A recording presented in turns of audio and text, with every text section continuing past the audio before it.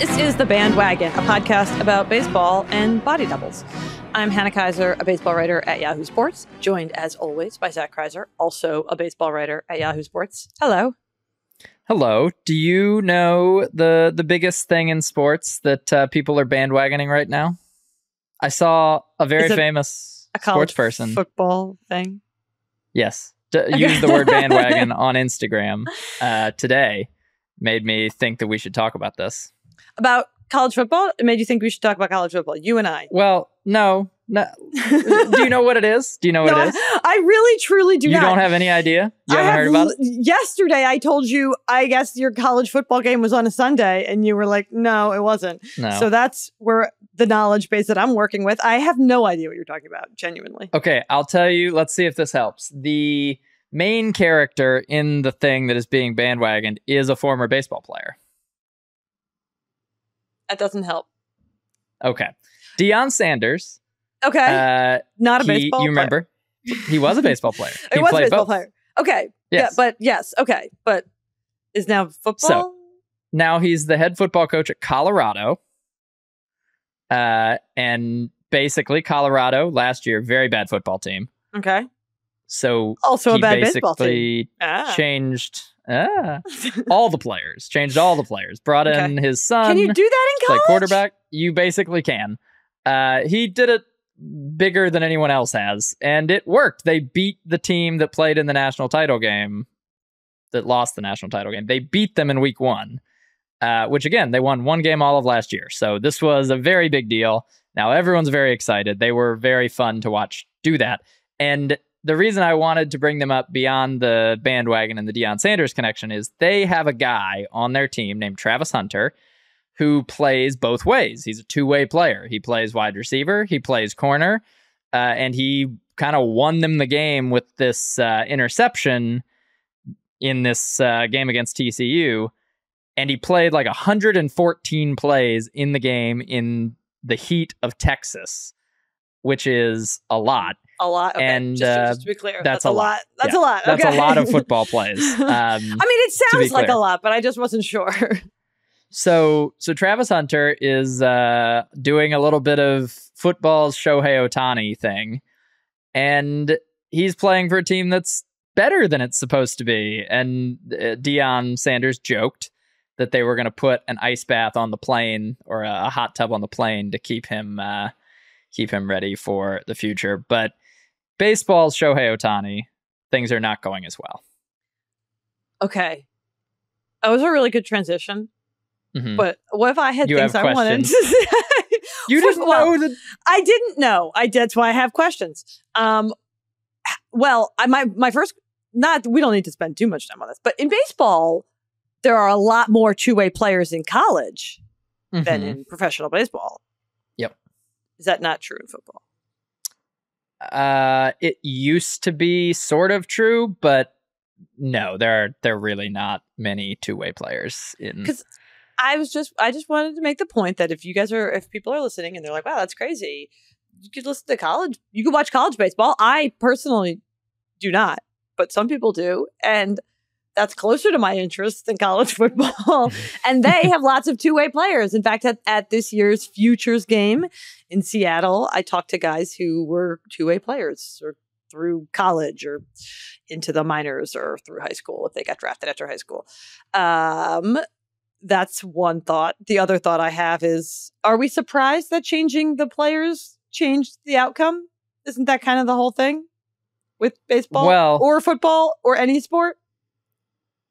We're not surprised that changing the players changed something, but doing the entire roster and convincing actual good college football players to come to a 1-11 team, and this, I mean, Colorado has not been good at football for like a decade or more, so it usually doesn't work that well, no. The coming into the season, even with all the new players, there were really only a couple who were like big recruits, so at the most, I think people expected Colorado to go like 3-9 or 4-8, and they certainly did not expect them to beat TCU. They only played 12 games, huh? It's Yes. Me learning that fact via math. That feels very contrary to the spirit of college sports. I don't totally know why, and I'm sure people have opinions on that other podcasts can talk about. Mm-hmm. We, however, are going to talk about baseball. Would you be? What is your emotional response in the moment when I either tell you or remind you, depending on how good you are at looking at a calendar, that we have fewer than 4 weeks before the postseason? How do you feel about that? Sounds about right. Okay, that's a very boring reaction. Please have my any emotional other response. I don't know. My emotional response is mostly just like stress for the various teams in the NL wildcard race, because that seems daunting. That's so empathetic of you. My response was like, "Ah!" When I saw that fact. I was at MLB Network. That's where I sometimes do work. Yesterday, and then the MLB Network is on all over at MLB Network. And on one of the shows, they were like, "Hello, it's Tuesday after Labor Day, and the postseason is less than 4 weeks away." And I was like, "Oh my God, we need to preview some postseason teams," which is what we will be doing on this episode. Okay, there's no good way to get back to your good transition. So just remember what he said about Shohei Ohtani not doing as well two-way, or not the Angels not doing as well with their two-way guy. We're there again. Now. Yeah. That thought. Okay. So Shohei Ohtani has still not spoken to the media, but his agent, Nez Balelo, spoke to the media. And we're going to cut to the end of the point. The last point I was going to make about this, which is that Nez Balelo said, there's no real need for him to address the media. I'm addressing this for him on his behalf.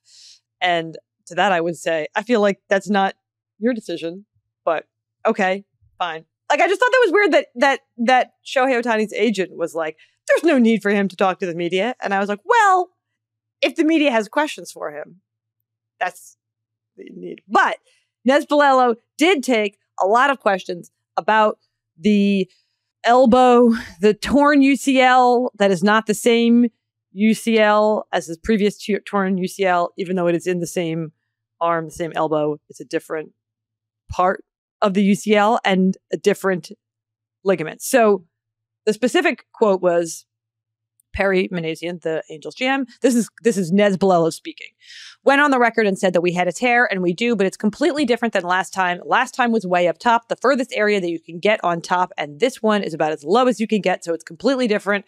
When you take the lowest extremity that you can on a ligament that's close to the bone, that is where this problem lies. And then he sort of specifically followed up because people were like, isn't it concerning that it's coming so soon after his previous Tommy John surgery? And he said the ligament itself that Shohei had, the graft that was put in with the native ligament back in 2018, is altogether all intact.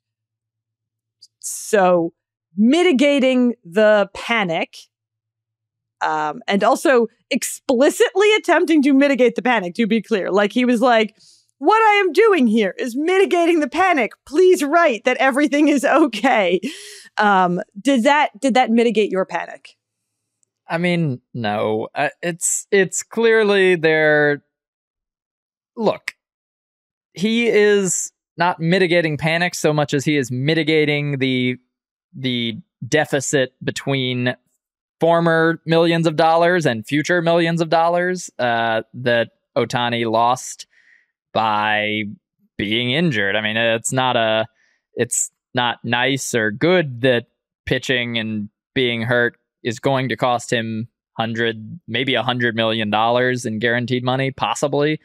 It just is. And the more Nez Balelo can convince the public and the watching eyes of GMs and executives around the league that this is not as bad as they think, maybe a few more $1 million get put back on the table. That's it. I don't even care. I don't care how bad it is. He clearly cannot pitch right now. He almost certainly cannot pitch next year. That's it. That's the whole conversation. If you want to say that the tear is different than a previous tear, like, all the UCL injuries end up in the same place. Let's be honest about this. Now, if they want to take an approach to not do the full second Tommy John surgery. That's a risk that's fine. It's still not an injury that goes away over an off season probably. So it's all talk until they are doing a physical with the next team. Yeah. So in terms of substantive, like factual news that we got, we've covered it. They told us a little bit more specifics about where the injury is.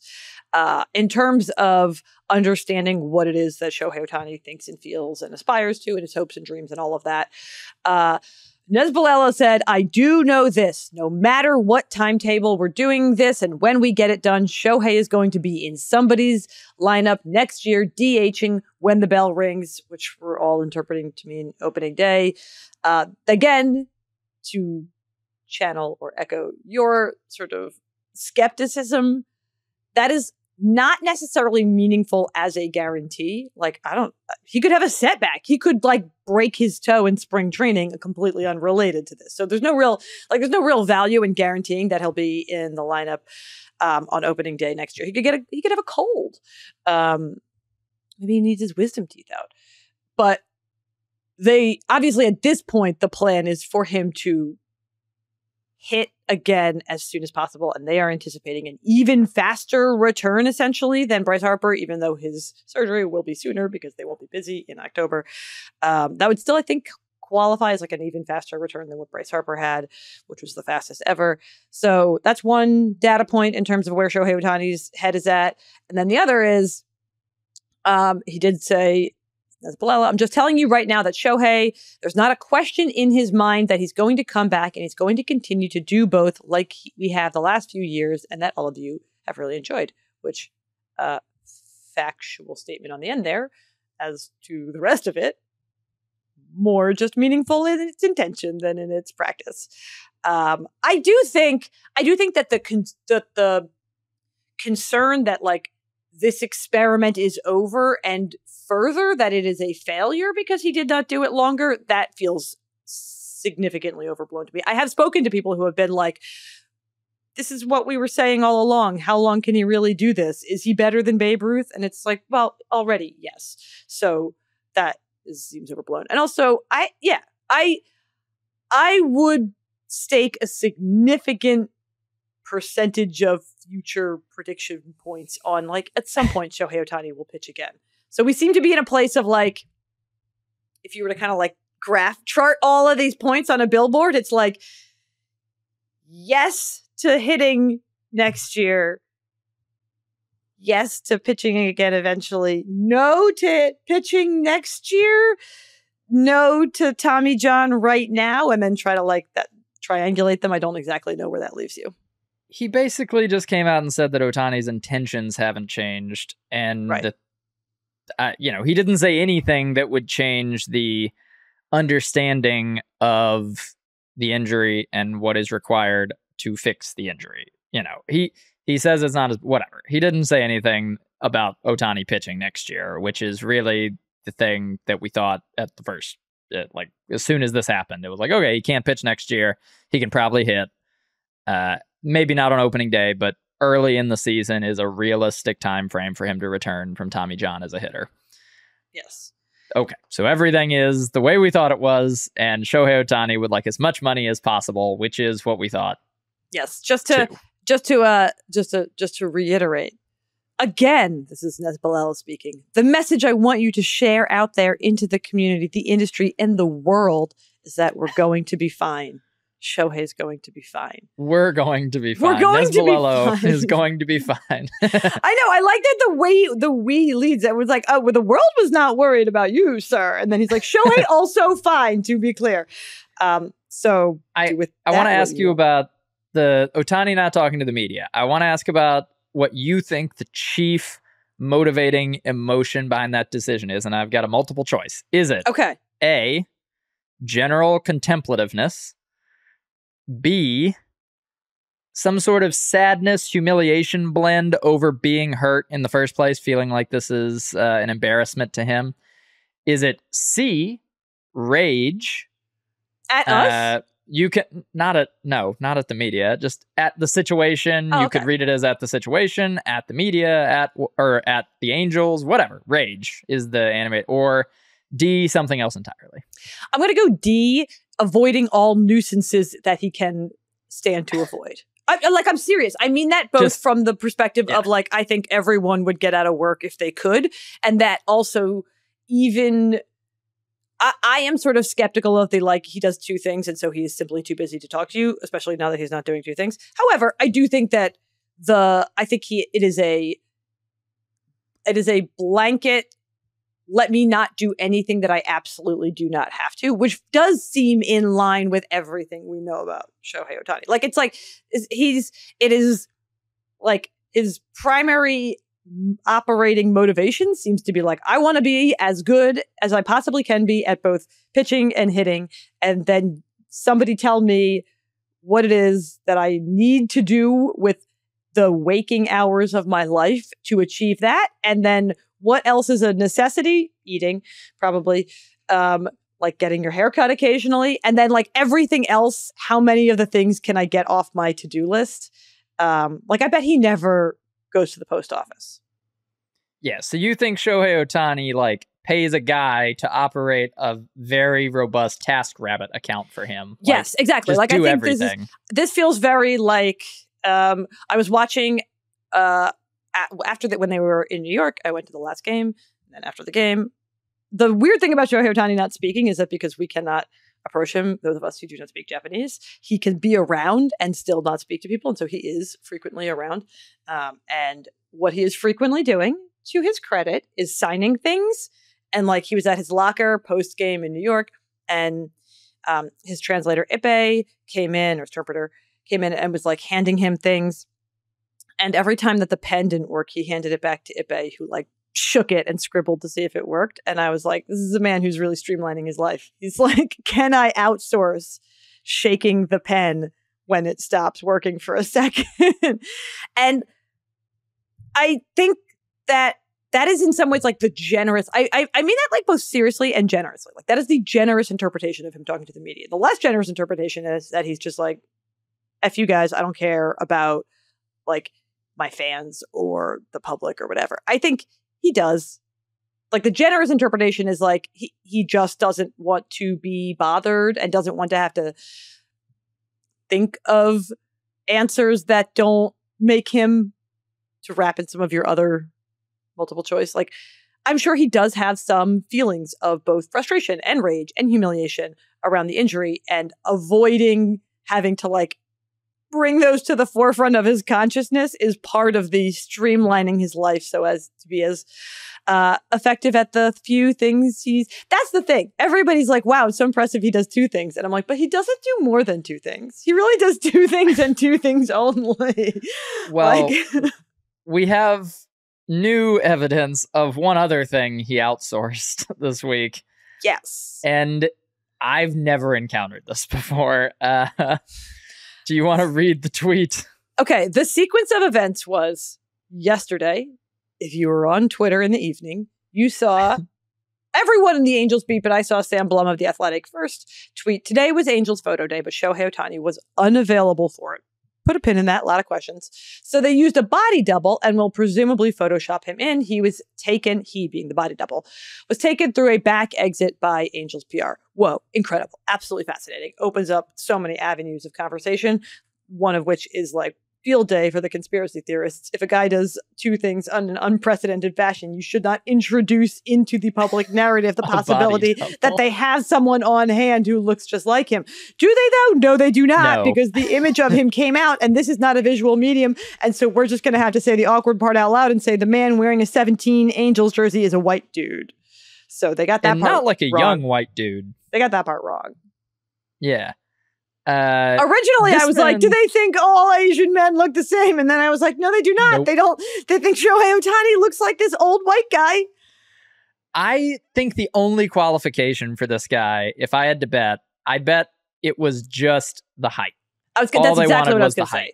I'm sure it was like, who do we have who is the same height as him? And they just like, who do you think he is? Do you think he's someone who like works in the front office and the ticket office, I for the think he's grounds crew. Like, I think he's like an IT guy in the Angel. Like, they definitely just put out I don't know how you do this if you're the Angels, but the PR staff was like, all points bulletin to Angels employees. If you are 6'4" and a man, please come to this office at 3 p.m.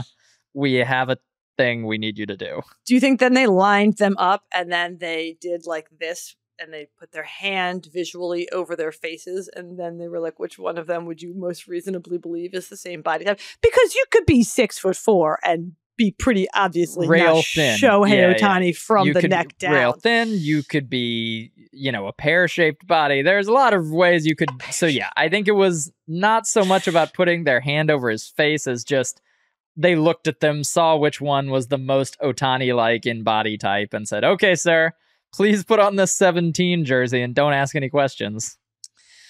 I hope he got to keep the jersey.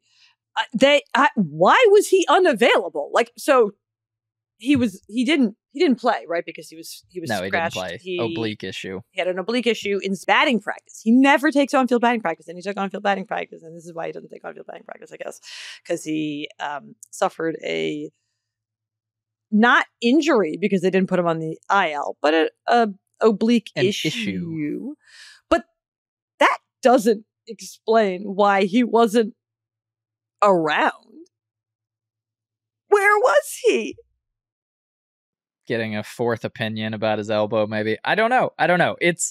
And this is why I included Rage at the Angels in my multiple choice, because this is the first real sign. Like, you can read the tea leaves all you want, but this is the first real sign that maybe a little bit Ohtani is done being associated with the Angels.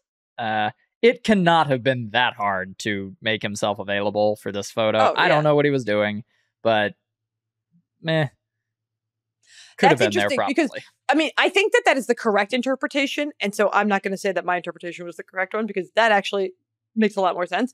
But for some reason, my initial read of this, because you're right, everything that has happened since the trade deadline, or maybe even before, is like, is he going to stay? Is he not going to stay? Where do the Angels fit into the various like jockeying for Ohtani services beyond this year? And a lot of people have just speculated, not based on speaking to him, obviously, that perhaps the injury, does that up Ohtani's chances? The not talking to the media certainly feels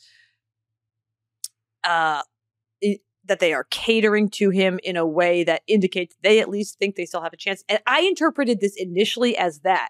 I was like, man, they're not going to make this dude do anything, are they? They're just like, you go about your life. Let us know if you want to come back. But I think right. Both can be true. They can be catering to him, and he can be like, you're catering to me, never having anything to do with you again. Yeah. I think that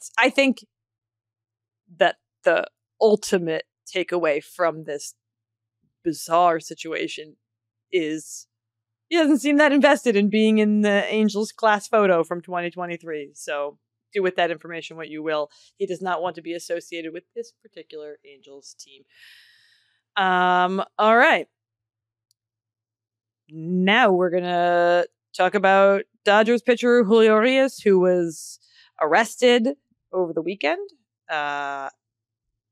He was arrested on felony domestic violence charges after 11 p.m. on Sunday, booked into jail in Los Angeles around 1 a.m., released on $50,000 bond at 4:47 a.m., and already has a court date set at September 27th. Okay. We don't know a ton about the incident itself. There was no TMZ video. There have been no further reports, like unsourced reports. They're not going to come out and tell us. And also, I filed a police request and they have not gotten us back. So at some point we will get an arrest report. But the arrest, we do know, took places from ESPN in Exposition Park, home to BMO Stadium, where Lionel Messi and Inter Miami were playing an MLS game. So I believe that the knowledge we have is that he was arrested around the soccer game. The soccer game. Importantly, this is the second time Julio Urías has been arrested for a domestic violence incident in 2019. He was arrested on suspicion of domestic battery. He was not eventually charged, but the MLB investigation, which is separate from any legal investigation, the MLB investigation resulted in him receiving a 20-game suspension, and no player has been suspended twice for violating that policy since its institution in 2015. So, however this plays out, if it results in a suspension, that would be our first instance of recidivism and a look at what it is that MLB does in the case of repeat offenders. One of my thoughts, and sort of just like gathering what we knew previously, was that the suspensions in general have gotten a lot longer since 2019. Obviously, they are correlated to the offense, the actual incident. Yeah. So they're not like a one-to-one correspondence, obviously, but they do seem to have generally become more strict about how long suspensions are. And that's something that I think is like not a secret. Like they've sort of worked to get the precedent up because it is a like a bargained issue with the Players Association. They can't just like out of the blue levy a like 300-game suspension if the previous suspension was 20 games, previous meaning not to that player. I mean, like in all of Major League Baseball. And so they have kind of consciously worked to raise the suspension severity since then.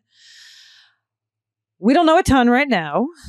No, I will say the one thing we do know about this is the previous incident involving Urías. The charges that didn't wind up going anywhere were misdemeanors, and this charge that's been brought against him this time is a felony. Who knows exactly how they arrived at that, but I think that's something to keep in mind as you hear about whatever's happening here. It might be both a second incident and a more severe incident based on purely what the police have charged him with. And we regularly, I should say, get incidents where MLB is investigating someone not based on police charges. Mm-hmm. They come out. I mean, MLB also investigates people that we don't even find out about because often we only, like, this is more similar to the Trevor Bauer or the Wander Franco incident where MLB is investigating based on the fact that this information has become very public. And so we should say also the Dodgers placed it, or MLB placed him on administrative leave, and the Dodgers announced that he will not be traveling with the team. Okay, so this is a very sensitive issue. And I've seen people be like, we should not talk about the baseball implications. And we shouldn't talk about the baseball implications in the sense of like, we shouldn't be like, poor Dodgers that they lost a pitcher.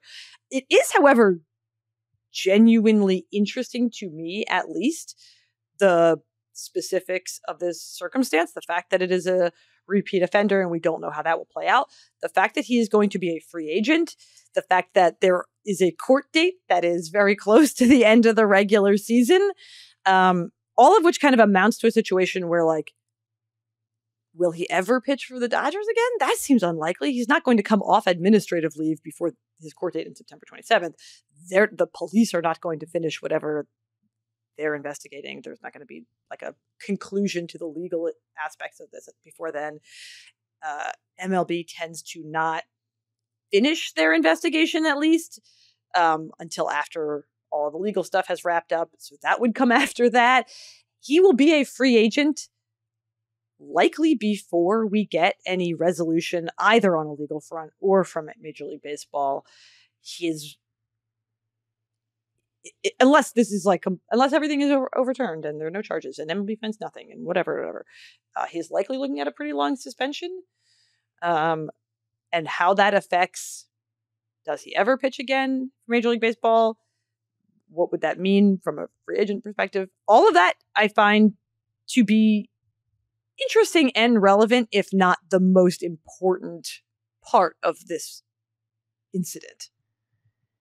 Yeah, I don't know. We haven't seen a lot of these play out where the player is both extremely prominent and has actual legal issues and comes back. You know, the ones you can think of that might be guiding forces here, like Aroldis Chapman, in the very early days of MLB investigating domestic violence incidents at all, I believe his alleged victim dropped charges and he got a suspension, and he has come back and he has not been, as far as we know, has not run into any issues since that, as far as we know.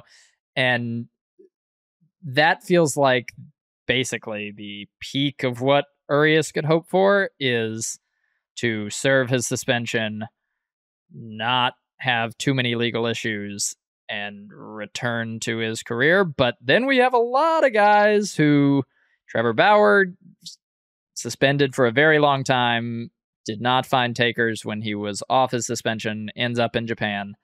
Addison Russell wound up in Korea after an MLB suspension. I don't think he ever played an MLB again. That's been more of the norm recently. Domingo Germán had an incident, and he has come back, but that was not... it seemingly has not gone perfectly. He's now on the restricted list to deal with an alcohol issue, and crucially, he did not have to change teams. No, going on the open market after being suspended for domestic violence or being involved in domestic violence allegations is a tougher sell. It is, someone has to actively say, hey, we have looked into this person and we have made an active decision to employ them. And, it's a free agent. It's like, oh, we are trying to sell this player to you, our fan base, as a big addition.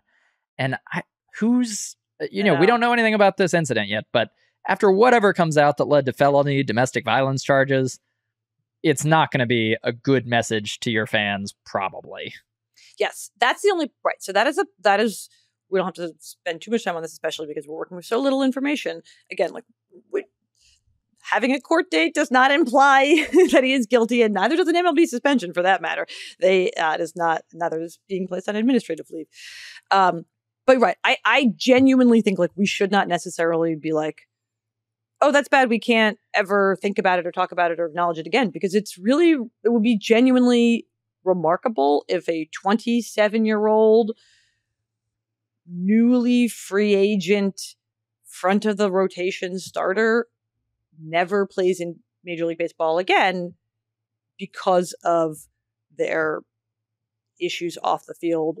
And I'm not going to say that that's progress, because I feel very uncomfortable with the way that we tend to treat the punishment of these issues as some sort of restorative justice. It's not restorative. It might be justice, but it's not restorative. So it's not triumphant, but it is 2015 is when they implemented this policy. That's not that long ago. And already the reactions, like you said, the responses, the public responses, the team responses, the sort of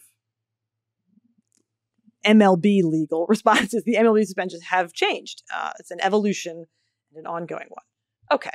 All that to say, we're going to take a quick break, and then we're going to come back and continue our postseason preview bandwagoning of playoff-bound teams. Okay, we're back, and we're going to preview some postseason teams. I think we explained this last time, sort of how we were approaching this, but it is particularly relevant to the teams that we are bandwagoning this week. So we were like, let's start with the teams that are most likely to make the playoffs and work our way towards the ones that are least likely. That way, by the time we get there, we'll know who those teams are. And that is relevant to the fact that I am bandwagoning the Minnesota Twins. I forgot to get a hat again. I'm not going to stop now and look for one, but I have one somewhere. I'm bandwagoning the Minnesota Twins, who have a 98.8, according to Fangraphs, chance of winning the division, and a 0.0% chance of getting a wild card spot. They're in a very peculiar spot where they're definitely going to make the postseason. But if they don't win the division, they're not going to make the postseason at all. It's not like a drop off from, it's probably going to win the division. 0% chance of getting a bye because they're not going to be one of the top teams, and 0% chance of getting a wild card because if they don't win the division, they're not making the postseason at all. But we're we're banking on this 98.8. So there's a 100% chance that some AL team that's sitting at home in October is going to be jealous of the AL Central winner. Yes. We probably already mentioned on this pod, or if you pay any attention to baseball and are listening to a baseball podcast, you already know the AL Central is bad. And the Twins are the best team in that historically terrible division. They are less bad than they have been earlier in this season. So like for a long time this year, people were gleefully pointing out how every team in the AL East was better than every team in the AL Central. We at some point did that. Did we do it as far into the season as that was true? Probably not, because it seemed like, how could it stay true? And then it did. But right now that's not the case. All of which is to say that like right now, the Twins with their 73-66 record, 525 winning percentage, are a little bit better than the New York Yankees, last place team at 69-69, nice 500 in the AL East. Okay, so they're slightly more legitimate of a playoff contender than they were at some point. Why would you root for the Minnesota Twins? Well, either you're a masochist or you really want to find the most underdoggy story in the playoffs. And the Minnesota Twins have not won a playoff game since 2004. In that time, they have played 18 postseason games. They have just lost all of them. 13 of those losses were to the New York Yankees. So great news, Minnesota Twins and Minnesota Twins fans. The Yankees are not going to be in this postseason. That is really the best thing that the Twins have going for them this year, is that they will not have to face the Yankees at any point in the playoffs. Last year, sorry, were you going to say something? No. Okay. I'll just keep carry talking about the Minnesota Twins.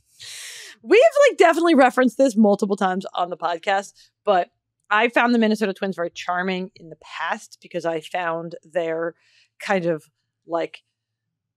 emo-ness, but not abject, terrible at baseballness, to be like a compelling tension. And then last year they got pretty bad at baseball at the end, and I was like, oh, now it's just sad and bad, which is not as much fun, because last year they had no pitching whatsoever.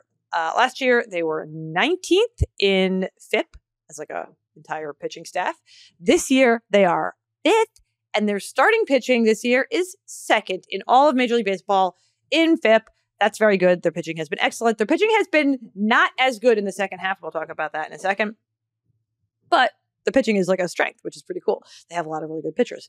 By Fangraphs WAR, Sonny Gray is the second best pitcher in the American League. And he is 33 years old and in his 11th season, and has only ever gotten down ballot Cy Young votes twice, and not for 5 years. So a cool little resurgence that people are not really paying attention to. Pablo Lopez, who they got back in the Luis Ariz trade from the Miami Marlins, is 7th by F4. He's never even been an All-Star before this year. So there's 2 good pitchers for you. Sonny Gray, Yes. free agent this offseason.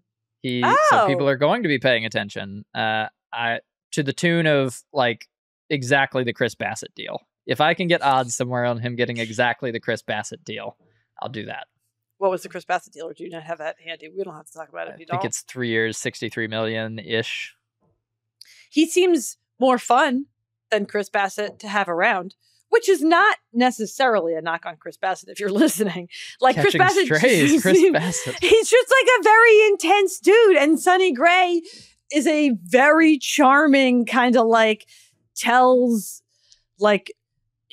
elaborate stories guy, which I don't think Chris, he was very charming at All-Star. And I was asking everybody kind of what's the best compliment you've gotten? And then he told a story about getting in a brawl and Miguel Cabrera saying nice things to him while they were brawling, which I thought was very charming. And then also they have Joe Ryan, who is nice to look at. So there's that. And the Joan Duran averages 101.8 miles per hour on his four-seam fastball, which is very fast. Zach, I shouldn't admit this on the pod. I can't figure out how you find the fastest pitch. I can only figure out how you find guys' average pitch speeds. Oh, you get on Baseball Savant. On Baseball Savant. That's where I am. Yeah, I'm looking at it. So StatCast search, Baseball Savant. You have to change the drop down where it says player, sort to player and event. A pitch is an event. So much more complicated. They don't just have like a leaderboard for that? I mean, they might, but I don't know where it is. Okay, I use that search. You do that while I keep talking about the Twins. You want to find out if he has the fastest pitch? Yes! Okay, I will find it. However, all of that good pitching still amounted to being pretty not great in the first half because their offense was terrible. So this is from an Athletic story. They have great Twins reporters. Through the All-Star break, the Twins were hitting just .232 with a .709 OPS, ranking 22nd in OPS and 24th in runs scored out of all 30 teams, while giving only 8.1% of their plate appearances to rookies. That's notable because now their rookies are good. They were in second place. They were below 500. And they were repeatedly wasting good pitching performances. And then on June 28th, that was still before the All-Star break, but towards the end. On June 28th, after getting swept by the Braves, Twins manager Rocco Baldelli ordered a players-only meeting. So he's not there. He was like, you guys talk amongst yourselves. He's like, you guys meet, talk about this. Meanwhile, he talked about how terrible they were to the media. He said, quote, "There's no way we can walk out of this with any positives. If I'm rolling that up and trying to portray it any other way, I'm lying. We have to make really, really legitimate adjustments to what we're doing now if we're going to go out there and compete and win games against that team or really any other team. I am really not pleased right now with the effort this series. The second half is here." It wasn't, but close enough. "But we have some work to do in this second half because we cannot play like this." The next game, Rocco Baldelli wrote, "The season begins today," on a dry erase board in the visitors clubhouse in Baltimore. Do you have the pitching? I have the Duran answer. Give me the answer. He has thrown the fastest pitch, the 5 fastest pitches of the season, and 10 of the 11 fastest pitches of the season. Okay. How fast was the fastest? 104.8 miles an hour. That's so fast. And the most amazing thing about that is someone hit it. Eugenio Suarez hit this ball and grounded out to shortstop. Oh, well, we will talk about him when we bandwagon the Mariners. Okay, so picking up where we left off, Rocco Baldelli writes, "The season begins today on a dry erase board in Baltimore towards the end of the first half of the regular season." It did not begin that day, so they're still not very good. However, in the second half, the pitching has been less good, but the hitting has been pretty good. In the second half, they are 4th in baseball in these all-encompassing WRC plus metric. And it's very much not due to just one guy because their highest-ranking single player who is qualified by WRC plus is Max Kepler, 23rd in baseball. Someone who is not qualified because of the number of at-bats, but who probably would rank much higher, definitely would actually, is Royce Lewis. When do you feel like Royce Lewis debuted? Oh, it was longer than you think, because he debuted, tore his ACL again, did something else to himself. I think it was 2020, 2019. No, he actually didn't debut until last year, but you're right. It feels like it's both shorter and longer. It's the opposite. He's still a qualified rookie. He did, however, have that the rest of what you said was true. He was the first overall pick in 2017. He missed 2020 because of the pandemic. And then he was in spring training in 21. And then he had an ACL tear. And then he debuted last year. And just a few weeks later had another ACL tear. And so now he is a 24-year-old rookie, but he is slashing 318, 370, 541 in 45 games this year. That is good for a 151 WRC plus, which is best among all rookies. So if he had played more games, he would be in more Rookie of the Year conversations. I kind of feel like he should still be in Rookie of the Year conversations. He's like I think he's qualifying for the Rookie of the Year award, if not for qualifying. Okay, sorry, hang on. Look at the baseball reference page for the 2023 Twins. All right, pull that up. All right. Do it right now. This is important. Twins. So you see the second best player on the Twins in their WAR metric is Pablo Lopez, right? Mm-hmm. All right, now scroll over to the right and find Royce Lewis, who is 10th, and tell me that is not just a mistaken photo of Pablo Lopez. Okay, they look very similar. They look really, which I don't think they do in real life. Whoa, they look so similar. These two photos are identical. So similar. I'm so sorry. This is like terrible podcasting content because they're everyone can go like do this. Go find visual. the baseball reference pictures. I'm gonna save them and I'm gonna tweet them out right now. No context. People are gonna be like, "What is this?" And then I'm just gonna be like, "Go right now." Trust me. I don't ever tweet, so it's probably still gonna be like the top tweet. My top tweet whenever it is that you are listening to this, and you can go and you can see my tweets, and then it'll be that's what that is. That's what's going to happen right now. This is bad podcasting, but it is so remarkable. You're right. You got to see it. I legitimately thought it was a mistake that they just put Pablo Lopez in there twice. Anyway, boom. I tweeted that. That's good. So why should you bandwagon the Minnesota Twins? Like Royce Lewis is far and away the reason to bandwagon the Minnesota Twins. It's like the narrative arc, the pathos, the fact that he's had to come back from 2 ACL tears, and the one came right after he debuted, which came after like a disappointing end to his. Someone's already liked that tweet. Who likes that? Oh, producer John. Hi, producer John. I was like, this doesn't make any sense to anybody. Royce Lewis has hit 3 grand slams in the past 8 games. What's that good for? I don't know, but it's very cool. He hit a 3-run home run in the first game that he debuted this year. He didn't debut initially because he was still recovering from the back-to-back ACL tears. He's been really good. He's been really good, as well as other rookies, Edward Julian and Matt Wallner. Good rookies are good. That's a reason to root for them. Not a reason to root for them, except maybe because the longer they play baseball this year, the more likely Byron Buxton gets to come back and do cool things is Byron Buxton. Okay, so Byron Buxton has not played more than 100 games since 2017. That's the Byron Buxton story. On May 22nd, some outlet, I just Googled Byron Buxton and then clicked news. And on May 22nd, some outlet published, as the Twins DH, Byron Buxton on pace to play career high in games. No, he's not. That didn't happen. He made it all the way to August 1 before being sidelined by injury and has not made a single start in the field this entire year. He was placed on the 10-day IL at the start of August and has still not come back. And the most recent update as of yesterday, September 5th, is that he has been pulled back off his rehab assignment. So he is no longer traveling with the AAA St. Paul team. He was placed on the IL with a hamstring issue, but he has historically had a lot of knee issues. And now that he's back to playing baseball, even just for the AAA team on a rehab stint, he's back to having a sore knee. This is so sad.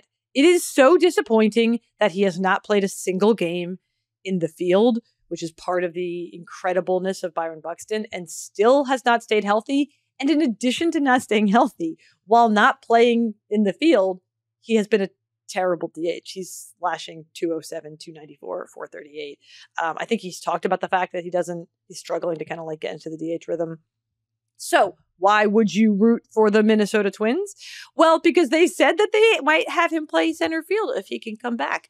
And how cool would that be if he doesn't play center field all year and is also bad at the plate, and then he comes back the very end of the regular season and I don't know, makes a really good catch or has a impactful hit in the postseason, and then they win one single postseason game. So you're rooting for the Kyle Schwarber torn ACL narrative, but over a much longer timeline. Over an entire lifetime. I find Byron Buxton to be just an emotional person to think about. When I think about Byron Buxton, I'm like, this makes me really sad for him. And then I go from there out to think about everybody who's had circumstances that kept them from reaching their full potential. And he's just had to do it on a really big stage and in a very literal, visceral way. And this year feels like a particularly tragic manifestation of it. It's what's a tragic manifestation of it that we didn't even think of? Because the tragic manifestation of it that we've been seeing was he's really good, but then he gets hurt. And then they were okay, we're going to wrap him in bubble wrap and keep him off the field. And then he was bad, but the Twins were good. Oh, what? Bummer. Okay. Who you got? So I am bandwagoning the Baltimore Orioles, who have a team full of people who have never failed. Seriously, the Baltimore Orioles, obviously the Baltimore Orioles have failed a lot, but the guys on the current team, not so much. Since Adley Rutschman got there, they have not yet been swept in a series, which feels like some sort of like diabolical opposite of the Twins never winning a playoff game. Yeah. It's like the Orioles don't know what it's like to be swept. They just have not been swept since it's been 84 consecutive series now since they were swept, which if you think about how long a series is, that means May of last year. And this is approaching all-time record status. I could make a pretty good case that it's already the most impressive streak for this. So Sarah Langs on Twitter, most consecutive series of 2+ games without being swept. The 1942 to 1944 Cardinals have the record at 125, but that was, of course, before integration. Talent pool was worse.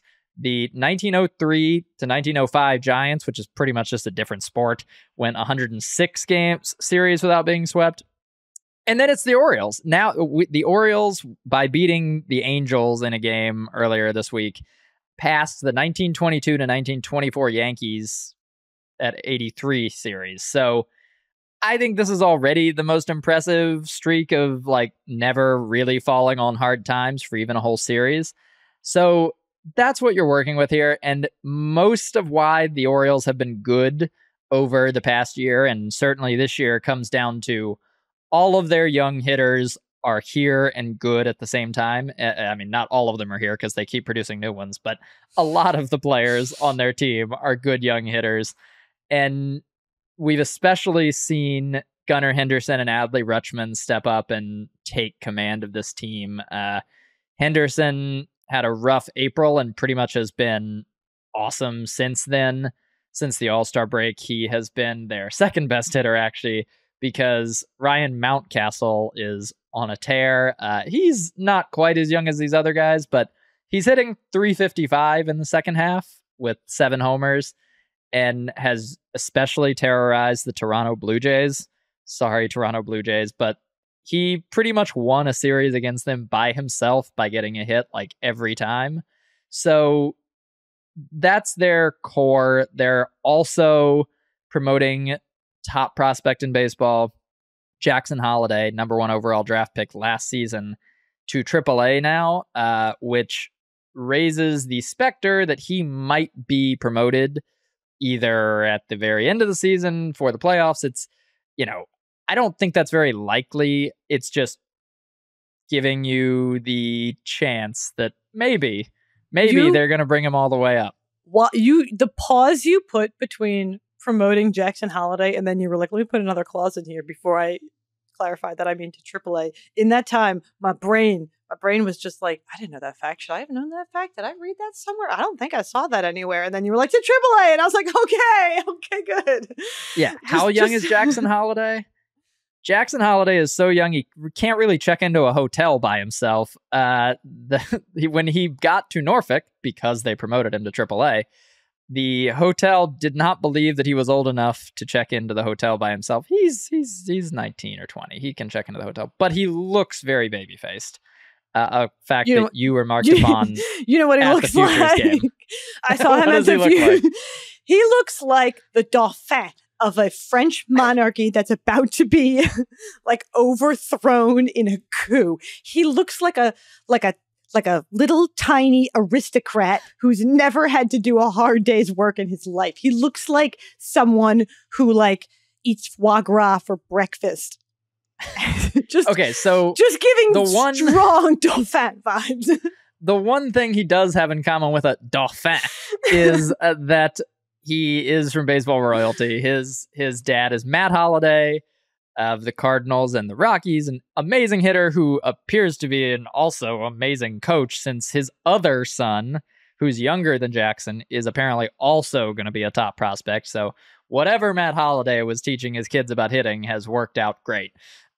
So that's one thing. I don't even think that'll come up this year, but they have more coming, is the terrifying part.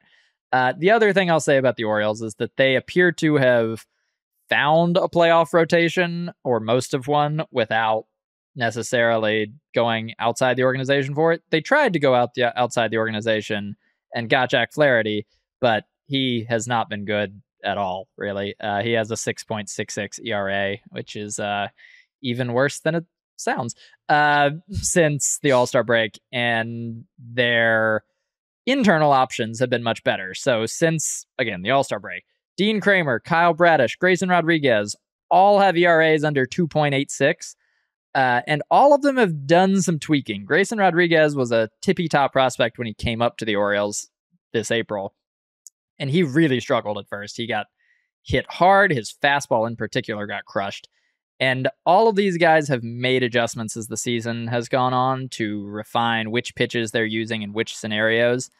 And Grayson Rodriguez in particular has found a way to lean more on his breaking pitches and his changeup to keep guys off of that fastball. So I think they have mostly solidified their status as the best team in the American League, although the Astros are gonna, do Astros things. They have been especially good the past week, and they have a healthy lineup right now.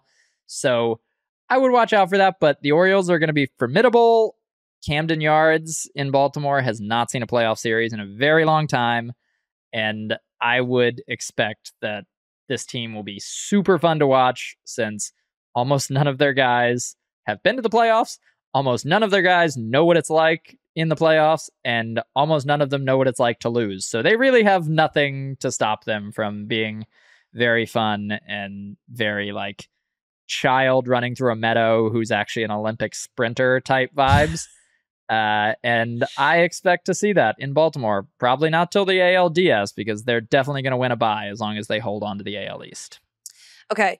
Can you convince me that we should root for them, even though their commitment to only using internal options is in some ways, quote unquote, bad for baseball? Because shouldn't they have had to double down or reward last year's talented team by spending more in free agents? You know what I'm saying? Like I've talked to people in baseball who have been like, I hope the Orioles don't win, because they should have had to go out and get some kind of veteran free agent to complement both in the compliments to you, team. You were good last year, and also compliment like you needed some more pieces this offseason. So why should I root for them even though they didn't do that?